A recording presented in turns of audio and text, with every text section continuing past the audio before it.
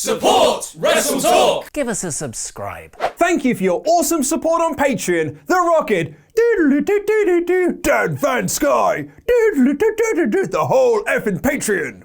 Hello and welcome to the WrestleTalk Mecca News.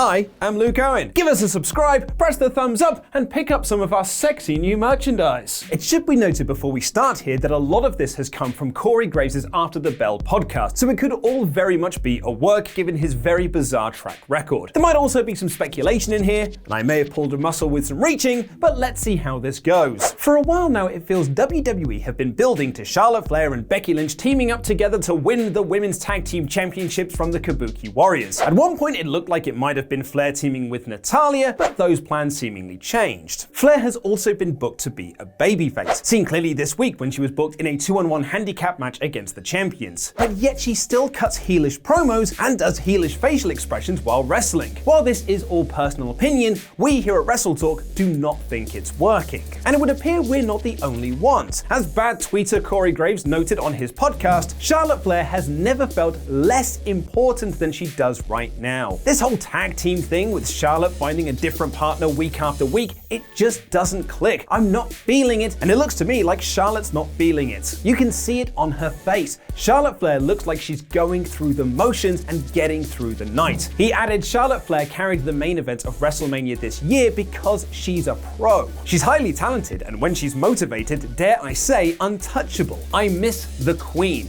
the villainess that just kicked everyone's ass because she was superior. I know I'm forced to explain myself ad nauseum, but allow me to reiterate one more time, I want my Queen back. And interestingly, Charlotte Flair agrees that she is currently going through the motions, reposting the podcast on Twitter with the caption, "The problem is, he's not entirely wrong." Now, as I said at the top of this story, this is on a WWE approved podcast by a host that has a history of working the dirt sheets, and WWE themselves reposted it on their social media channels. So there is every chance this is just a work. To what end, I don't know. But that whole Graves and Booker T thing didn't have a point either, but that didn't stop them doing it. But it is interesting to remember that both Flair and her boyfriend Andrade filed for personal trademarks earlier this week. Flair trademarked the name Ashley Flair, a combination of her real-life first name and the stage spelling of her surname, as well as the Queen of Wrestling, while Andrade trademarked El Idolo and his former indie name La Sombra. This came just a few days after it was reported by PW Insider that Luke Harper had trademarked his indie name Brody Lee, as he is likely to leave the company when his contract expires in the summer of 2020. But before we pull into speculation station, Dave Meltzer notes in the Wrestling Observer newsletter, I can't see Charlotte leaving given she's got a great contract. As to why she filed the trademarks, Meltzer notes, I think she saw with her father's situation with the man that it's best to be proactive just in case. So if she does leave and wants to do something, whether wrestling or entertainment, WWE can't claim ownership of the Flair name and she can market herself as the Queen. As for Andrade, Meltzer speculates that he may have trademarked his La Sombra name in case CMLL wanted to claim they owned that name if Andrade does leave WWE and wants to use it elsewhere. Charlotte Flair and Andrade to AEW confirmed. Unless it's Corey Graves to AEW confirmed. Whew. There are swerves, and brother, we've all been swerved. Speaking of AEW,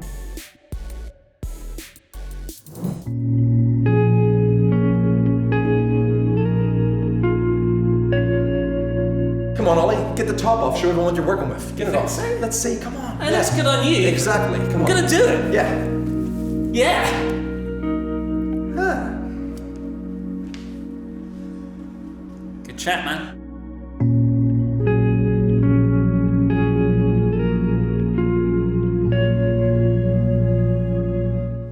after 2 weeks on top, likely due to the fallout from Survivor Series and the Thanksgiving holidays, AEW narrowly toppled NXT in the Wednesday Night War ratings in the 10th week, pulling in 851,000 viewers compared to NXT's 845,000 viewers, a tiny 6,000 viewer difference. There are two interesting stories coming out of these ratings. One is that the younger viewers that didn't tune in for AEW Dynamite last week did miss that show due to the holidays, as they did return here. But more importantly is that NXT won some of the key demos that AEW had dominated in previous weeks. Even in the last 2 weeks where NXT won the overall number, AEW still won the night in terms of the important 18 to 49 demographic. And while AEW did win that demo again, it wasn't by much. Dynamite placed 8th in the cable ratings with 0.32, while NXT took 12th with 0.26. In previous weeks of the Wednesday Night War, AEW tripled NXT's 18 to 49 demo, so this is big gains for the black and gold brand. They also didn't just win the over 50s demo, which they have done since week 1. They also won 18 to 34 with 0.2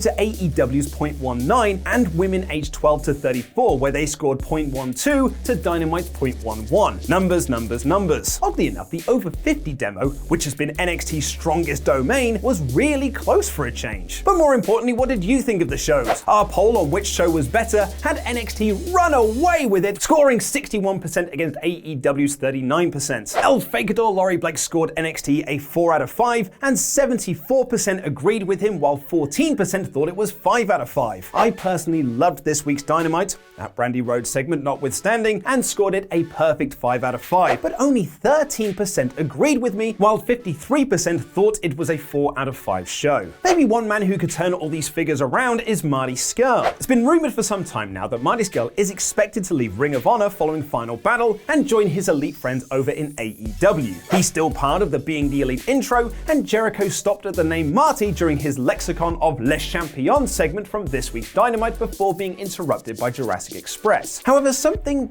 might have changed. Dave Meltzer has gone from saying it's a sure thing to saying that Scurll could stay in Ring of Honor, and Twitter reporter Rovert noted that ROH have made a massive and insane offer to get Marty to stay. Rovert also goes on to say that AEW are no longer offering out the big money contracts like they did in January, the likes of which Chris Jericho and Jim Ross said were the biggest they've ever had, noting that Tony Khan has a fair degree of buyer's remorse when it comes to overspending on certain talent. The crazy offers aren't really on offer anymore. This apparently has been seen recently in Chris Statlander, who made her debut last week and picked up a big win this week over Hikaru Shida. According to Rovert, Statlander has only signed a short-term deal. Hey, has anyone else noticed that Dio Maddin is really good at selling the beatdown he got from Brock Lesnar at the start of November? Seth Rollins should really take some notes. Dio Maddin hasn't been seen on commentary since the Lesnar angle, instead being replaced by the currently injured Samoa Joe. Maddin on commentary was a Paul Heyman choice, wanting to have him and Vic Joseph be the voices of Raw following the draft. However, it was reported that Vince McMahon was uneasy about Maddin and Joseph running commentary, and put veteran voice Jerry Lawler alongside them on what was supposed to be a short-term thing. But it would appear that Maddin is never coming back. And yes, it's time to sound the real reason klaxon. As Brian Alvarez noted on Wrestling Observer Live, Vince and Kevin Dunn didn't like Dio Maddin on commentary, and they took him off commentary. And I think they were going to try to retrain him or whatever to do commentary, but now I guess he's decided he wants to be a wrestler again. This ties into the Arn Anderson interview from the weekend, where he said that WWE writers are only writing the shows for an audience of one: Vince McMahon. Despite Paul Heyman and Bruce Pritchard holding the positions of creative on Raw and SmackDown, it's Vince that has the final say. Case in point is Cedric Alexander. It was reported that Heyman was super high on Cedric and wanted to push him in the AJ Styles feud over the United States Championship, but Vince decided he wasn't getting over, and therefore so was his push. And despite Cedric saying in an interview that the feud with AJ really helped him, he's not exactly been seen on TV a lot lately. And if you were watching Raw this week, you might have noticed no matches were announced for TLC. If you watched this past Monday's Raw, you'll be forgiven if you didn't know that TLC is happening next Sunday. Despite being the final pay-per-view of the year, WWE currently have 0 matches announced for it.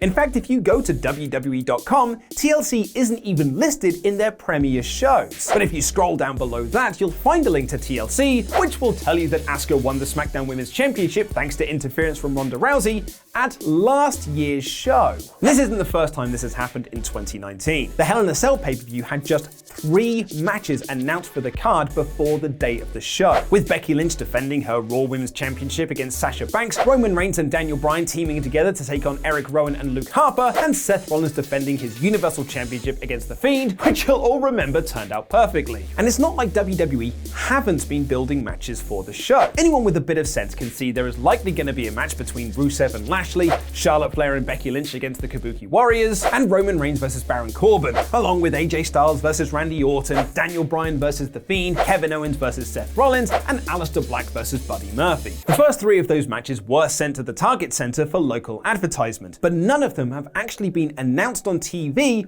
or WWE.com. Older wrestling fans like myself would be reminded of the dying WCW days when they wouldn't announce a main event 1 week before a pay-per-view and it would tank the buy rate. Or a more recent example would be ECW's December to Dismember, where Paul Heyman only wanted to announce 2 matches ahead of time, Hardy Boys vs M&M and the Elimination Chamber for the ECW Championship. Unsurprisingly, that pay-per-view tanked and it effectively killed the ECW Revival brand and caused Paul Heyman to be fired. So why are we here in 2019, 9 days out before TLC, with 0 matches announced? Well, time to sound the real reason klaxon once again, as Dave Meltzer is reporting via the Wrestling Observer that it's all by design. Big Daddy Dave writes, one of the reasons nothing has been advertised and directions aren't even clear from television is because Vince McMahon hasn't made final decisions. Meltzer also adds that McMahon's new philosophy is that, unlike live ticket sales, WWE Network subscriptions are always big on the date of the event. So if you keep your cards close to your chest and announce loads of matches just before the show starts on social media, you should see a spike in network subs. When it comes to live ticket sales, the long-standing belief is that the WWE brand sells seats,